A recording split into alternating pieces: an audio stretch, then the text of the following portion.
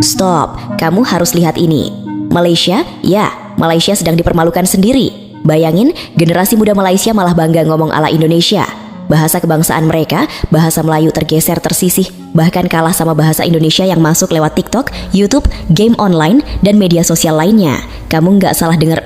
Ini bukan berita sembarangan, fenomena ini nyata yang bikin pemerintah Malaysia sampai panik.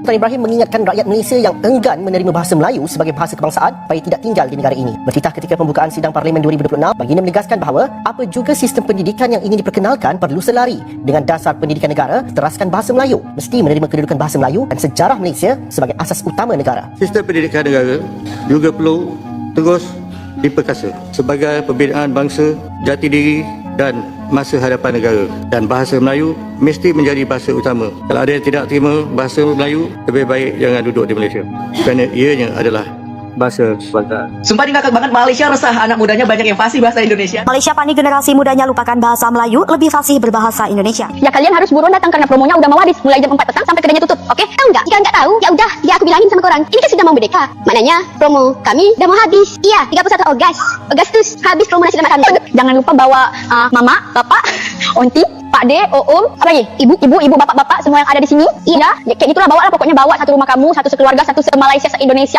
datang. Oke? Iya bener. Oh guys, jadi dari kemarin-kemarin tuh banyak yang nanya, aku nggak bikin video pakai bahasa Indo. Ini aku bakalan terbang ke Jogja dari Kuala Lumpur, dan kan followers aku banyak dari Indo juga. Nah hari ini aku bakalan bikin video pakai bahasa Indo. Awas ya kalau nggak nonton. Jika Malaysia kini panik lantaran generasi mudanya mulai meninggalkan bahasa Melayu dan lebih banyak menggunakan bahasa Indonesia. Tagar Malaysia menggema di media sosial. Ternyata tagar ini berisi Malaysia yang panik karena anak mudanya banyak fasih bahasa Indonesia. Baru-baru ini, Malaysia mengusulkan agar ASEAN resmi menggunakan bahasa Melayu, tapi faktanya warga negara Malaysia kini malah banyak berbahasa Indonesia. Oh guys, jadi dari kemarin-kemarin tuh banyak yang nanya, aku nggak bikin video pakai bahasa Indo. Kan followers aku banyak dari Indo juga. Nah hari ini aku bakalan bikin video pakai bahasa Indo. Mencari buku-buku adik-adik dari Indonesia untuk saya belajar. Aku enggak rekomendasi orang Indonesia ke Sapa. Soalnya mirip banget sama Indonesia. Tahu gak sih? Sapa kemarin gembak. Aku baru balik ke Jakarta. Kaget banget. Kalau bisa bahasa Indonesia, udah bisa ngobrol sama orang Malaysia langsung gitu. Mereka kaget banget pas aku ngomong bahasa Indonesia sama mereka. Aku mukanya orang China, tapi ngobrolnya bahasa Indonesia. Jadi kan banyak yang cakap. Orang Sabah dengan Indonesia nih cakap lebih kurang sama. Aku tuh ya belajar ngomong bahasa logatnya Indonesia lewat sinetron. Aku tuh minat banget sama pelakon-pelakonnya, pemain-pemainnya itu. Dunia hari ini bukan lagi soal siapa punya tank paling banyak atau siapa yang bisa kirim kapal perang paling cepat. Itu sudah old school. Sekarang, yang menang itu yang bisa masuk ke kepala orang, pelan-pelan, tanpa izin, tanpa ribut-ribut. Dan di titik inilah kita melihat sesuatu yang jujur saja agak bikin geleng-geleng kepala. Sebuah invasi yang tidak pakai senjata, tidak ada peluru, tidak ada ledakan, tapi efeknya jauh lebih dalam, lebih sunyi tapi justru lebih mematikan secara identitas. Bahasa Indonesia pelan-pelan, santai, nyelonong begitu saja masuk ke Malaysia. Dan yang bikin menarik atau ironis, ini bukan karena dipaksa, bukan karena dijajah, tapi karena dipilih sendiri. Iya, dipilih. Bayangkan situasinya, pemerintah sana sibuk bikin himbauan, gunakan bahasa Melayu saat ke Indonesia. Maksudnya jelas, jaga martabat, jaga identitas, jangan sampai hilang arah. Kedengarannya masuk akal kan? Tapi apa yang terjadi di lapangan? Rakyatnya malah kayak, ribet juga ya. Disinilah mulai kelihatan retaknya. Bukan retak besar yang dramatis, tapi retak halus yang justru lebih berbahaya. Karena diam-diam, tapi terus melebar. Coba kita jujur, bahasa itu bukan cuma alat komunikasi. Bahasa itu soal kenyamanan, soal kebiasaan, soal siapa yang lebih relevan di kehidupan sehari-hari. Dan sekarang pertanyaannya, siapa yang lebih sering nongol di layar HP anak muda Malaysia? Jawabannya bukan buku tata bahasa, bukan kampanye pemerintah. Jawabannya konten Indonesia. Dari TikTok sampai YouTube, dari game sampai podcast, dari meme sampai live stream, bahasa Indonesia ada di mana-mana. Masuk ke kepala tanpa permisi, nempel tanpa disadari. Dan yang lebih pedas lagi, ini bukan sekadar konsumsi, ini imitasi. Anak muda Malaysia mulai pakai istilah Indonesia, bukan karena harus, tapi karena ya enak aja, kedengarannya lebih hidup, lebih ekspresif, lebih relate sama apa yang mereka lihat tiap hari. Lucu? Iya, tapi juga agak nyentil karena di saat yang sama ada upaya serius dari atas untuk menjaga bahasa Melayu tetap murni, tetap terhormat, tapi dari bawah. Yang terjadi justru adaptasi liar. Ini kayak orang tua nyuruh makan sayur, tapi anaknya diam-diam pesan ayam goreng lewat aplikasi. Dan yang bikin makin menarik, fenomena ini bukan cuma terjadi di dunia maya, ini kebawa ke dunia nyata. Banyak warga Malaysia yang datang ke Indonesia dengan niat awal, saya mau pakai bahasa Melayu saja. Tapi begitu mulai ngobrol, kok nggak nyambung ya?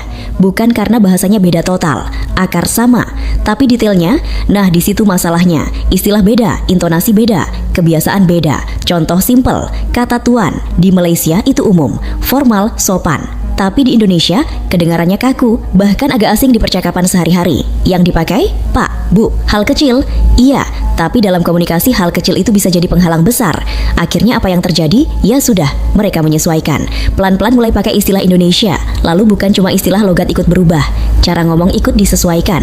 Dan di titik ini, kita mulai masuk ke wilayah yang agak sensitif. Karena ini bukan lagi soal biar gampang dipahami. Ini mulai kelihatan seperti merondem pergeseran identitas. Ada yang mulai bertanya dari dalam, kok kita yang menyesuaikan terus? Dan lebih tajam lagi, kenapa kita lebih nyaman pakai gaya mereka? Pertanyaan ini nggak enak, tapi justru itu yang bikin penting. Karena disinilah letak tamparan yang sebenarnya, bukan dari luar, tapi dari dalam. Ketika masyarakat sendiri mulai merasa bahwa bahasa orang lain lebih praktis, lebih fleksibel, lebih hidup, itu bukan sekadar preferensi, itu sinyal. Sinyal bahwa ada sesuatu yang kalah saing. Dan yang bikin makin perih, ini terjadi tanpa paksaan, tanpa tekanan, tanpa propaganda. Ini murni pilihan. Coba bayangkan, kalau ini pertandingan, Indonesia bahkan gak sadar lagi ikut lomba. Tapi tahu-tahu, sudah unggul jauh. Kenapa? Karena mereka main di tempat yang paling menentukan, budaya populer. Indonesia tidak menjual bahasanya secara formal, tapi mereka menyebarkannya lewat cerita, lewat hiburan, lewat konten yang dikonsumsi setiap hari. Dan di era sekarang, siapa yang menguasai konten? Ya, dia yang menguasai persepsi. Sementara itu Malaysia justru terjebak di dilema. Di satu sisi, mereka ingin menjaga kemurnian bahasa Melayu. Di sisi lain, realitas di lapangan menunjukkan bahwa bahasa itu kalah lincah, kurang fleksibel, kurang adaptif terhadap arus digital. Dan di dunia yang bergerak secepat sekarang, yang kaku biasanya kalah. Bukan karena jelek, tapi karena terlambat. Yang lebih menyedihkan, sebagian masyarakat mulai menyadari hal ini, tapi responnya bukan memperkuat bahasa sendiri, malah ikut arus. Ini yang bikin narasinya jadi makin tajam. Karena invasi ini tidak datang dengan teriakan, tapi dengan candaan, dengan tren, dengan kata-kata ringan yang tiba-tiba jadi kebiasaan. Dan tanpa sadar, bahasa Indonesia jadi semacam bahasa kedua yang lebih sering dipakai dalam konteks santai, lebih cair, lebih gaul, lebih hidup. Sementara bahasa Melayu perlahan-lahan terdorong ke wilayah yang lebih formal, lebih resmi, lebih kaku. Dan kalau sebuah bahasa mulai kehilangan tempat di percakapan sehari-hari, itu bukan tanda bagus. Itu tanda bahwa dia mulai kehilangan relevansi. Sekarang kita masuk ke bagian yang agak pedas. Apakah ini berarti Malaysia kalah? Belum tentu. Tapi satu hal jelas, mereka sedang dipaksa bercermin, melihat kenyataan bahwa identitas itu tidak cukup dijaga dengan himbauan. Tidak cukup dengan slogan, identitas harus hidup. Dan kalau tidak bisa bersaing di ruang yang paling aktif, yaitu dunia digital dan budaya populer, maka cepat atau lambat dia akan tergeser. Bukan hilang, tapi tergantikan. Dan yang paling ironis, semua ini terjadi bukan karena Indonesia menyerang, tapi karena Malaysia membuka pintunya sendiri, tanpa sadar, tanpa curiga. Dan sekarang ketika mereka mulai merasa ada yang berubah, ya, nasi sudah jadi bubur. Atau mungkin dalam konteks ini, bahasanya sudah ke bawah arus. Kalau tadi kita bicara soal invasi halus, sekarang kita ngomongin efek sampingnya. Dan efek samping ini bukan kecil. Ini mulai menggerogoti sesuatu yang lebih dalam, identitas. Judulnya saja sudah cukup bikin dahi berkerut, krisis identitas. Tapi ini bukan istilah lebay. Ini nyata. Dan yang bikin menarik, krisis ini bukan datang dari luar. Bukan karena ditekan negara lain, tapi karena rakyatnya sendiri mulai berbelok arah. Coba kita lihat situasinya pelan-pelan. Di atas, pemerintah Malaysia masih berdiri dengan narasi yang jelas. Bahasa Melayu itu identitas nasional, harus dijaga, harus dipertahankan, harus dibanggakan. Semua setuju, di atas kertas, iya. Tapi begitu turun ke bawah, ceritanya beda. Rakyatnya, terutama generasi muda, tidak sedang berdebat soal identitas. Mereka tidak sibuk mikirin jati diri bangsa tiap buka HP. Mereka cuma pengen satu hal, komunikasi yang enak, cepat, dan relevan. Dan di titik ini, masalah mulai muncul. Karena yang mereka konsumsi setiap hari bukan kampanye bahasa, tapi konten. Scroll TikTok, ketemu kreator Indonesia. Buka YouTube, lagi-lagi Indonesia. Main game, teman satu timnya ngomong pakai slang Indonesia. Masuk live stream, komentarnya bahasa Indonesia semua. Jadi jangan heran kalau lama-lama yang nempel ya itu. Bukan karena mereka membenci bahasa Melayu, tapi karena mereka jarang memakainya dalam konteks yang hidup. Nah, disinilah konflik mulai kelihatan. Pemerintah bilang gunakan bahasa Melayu. Rakyat diam-diam mikir, iya sih, tapi yang ini lebih gampang. Dan ini bukan penolakan frontal. Nggak ada demo, nggak ada protes besar. Ini penolakan versi halus. versi modern, penolakan lewat kebiasaan, lewat pilihan kata, lewat cara ngomong yang berubah sedikit demi sedikit, dan justru itu yang bikin lebih berbahaya. Karena kalau penolakan itu keras, bisa dilawan, bisa ditangani. Tapi kalau diam-diam, susah, kayak rayap. Tahu-tahu fondasinya sudah keropos. Sekarang kita masuk ke sisi yang lebih pedas. Mulai muncul suara-suara dari dalam Malaysia sendiri yang mempertanyakan fenomena ini. Ada yang bilang, kenapa kita jadi ikut-ikutan? Ada yang lebih tajam, ini tanda kita kurang percaya diri. Dan yang paling nyentil, kita ini sebenarnya bangga nggak sih sama bahasa sendiri? Pertanyaan-pertanyaan ini nggak nyaman, tapi justru itu yang bikin penting. Karena ini bukan lagi soal bahasa Indonesia versus Melayu. Ini soal siapa yang lebih dipercaya oleh masyarakatnya sendiri. Dan jujur saja, di beberapa situasi, jawabannya mulai kelihatan. Banyak orang Malaysia secara sadar atau tidak mulai menganggap bahwa menggunakan bahasa Indonesia itu lebih praktis saat berinteraksi di kawasan regional. Kenapa? Karena responsnya lebih cepat, lebih nyambung, lebih universal, setidaknya di Asia Tenggara bagian ini. Akhirnya apa? Bahasa Melayu mulai tersisih, bukan karena kalah secara struktur, tapi kalah secara penggunaan. Dan dalam dunia bahasa, penggunaan itu segalanya. Bahasa yang jarang dipakai, lama-lama jadi formalitas, dipakai di pidato, di dokumen resmi, di acara kenegaraan, tapi di kehidupan sehari-hari mulai ditinggalkan. Dan ini yang mulai bikin cemas para pemerhati budaya di Malaysia. Mereka melihat satu hal yang cukup mengkhawatirkan. Generasi muda tidak lagi melihat bahasa Melayu sebagai sesuatu yang keren. Nah, ini bahaya, karena begitu sebuah bahasa kehilangan daya tarik di mata anak muda, itu tanda alarm sudah bunyi. Bukan berarti langsung punah, tapi arahnya jelas menurun. Sekarang kita lihat sisi psikologisnya. Kenapa sih seseorang bisa lebih nyaman pakai bahasa orang lain? Jawabannya sederhana, karena merasa lebih diterima. Dan di era digital, diterima itu ukurannya jelas, engagement. Kalau pakai istilah Indonesia, views naik, komentar lebih banyak, interaksi lebih hidup. Kalau pakai gaya sendiri, kadang terasa sepi. Nah, dari situ mulai terbentuk pola.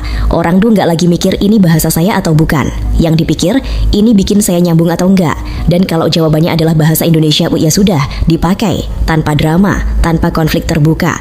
Tapi efeknya dalam. Pelan-pelan logat berubah, pelan-pelan pilihan kata bergeser, pelan-pelan identitas ikut terdorong. Dan di titik tertentu mulai muncul fenomena yang agak nggak enak dilihat. Setidaknya dari sudut pandang nasionalisme bahasa, yaitu ketika orang Malaysia sendiri mengkritik sesama warga yang masih kaku mempertahankan bahasa Melayu dalam situasi tertentu. Dibilang terlalu formal, terlalu ketinggalan, kurang fleksibel, padahal itu bahasa mereka sendiri. Ironis banget.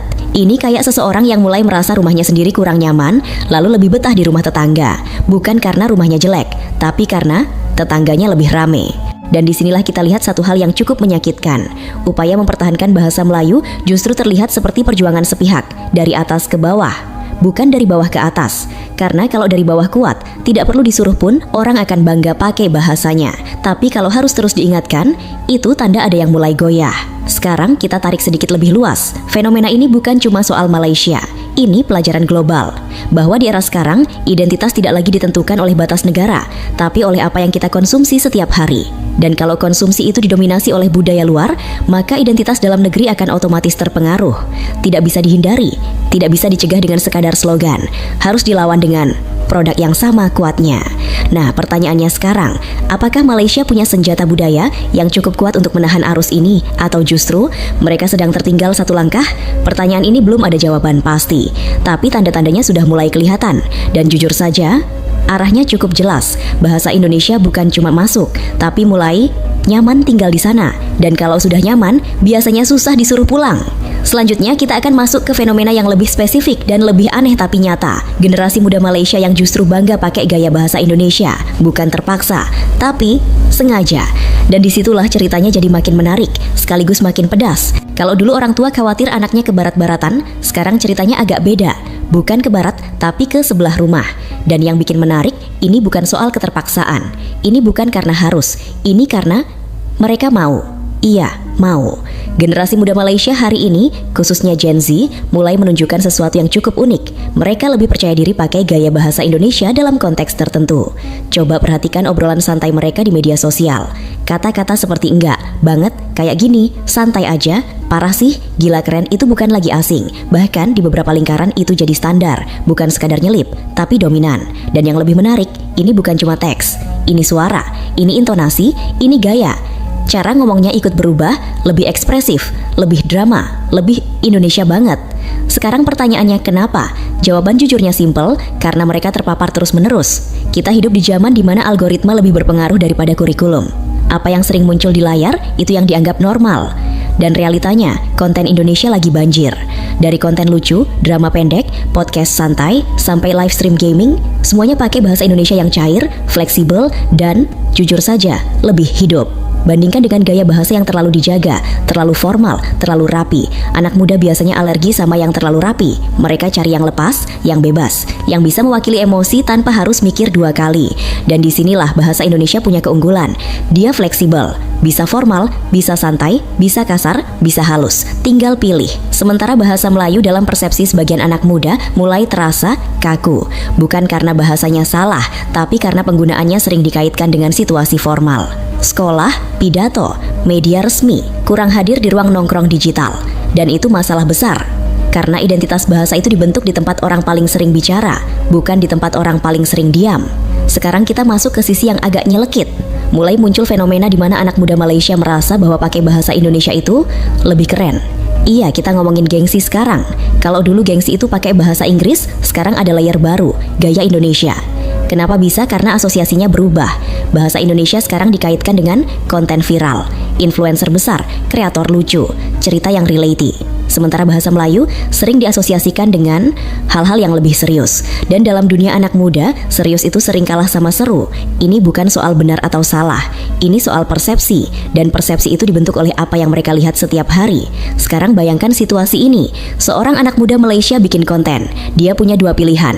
Pakai bahasa Melayu penuh atau campur dengan gaya Indonesia. Mana yang lebih cepat dapat respon? Mana yang lebih luas jangkauannya? Mana yang lebih nyambung dengan audiens regional? Jawabannya sudah jelas. Dan dari situlah kebiasaan terbentuk. Bukan karena ingin meninggalkan identitas, tapi karena ingin ia didengar. Dan di era digital, didengar itu segalanya.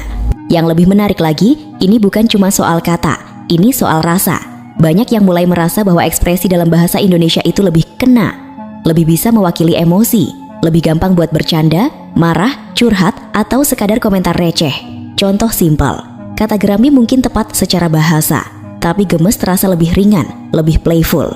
Kata hebat itu benar, tapi keren banget terasa lebih hidup. Hal-hal kecil seperti ini yang lama-lama bikin pergeseran besar, dan yang bikin makin pedas, ini terjadi tanpa ada rasa bersalah. Tidak ada yang merasa sedang meninggalkan bahasa sendiri. Karena buat mereka, ini bukan soal nasionalisme, ini soal kenyamanan komunikasi. Nah, disinilah benturannya makin terasa. Di satu sisi ada kekhawatiran dari generasi yang lebih tua.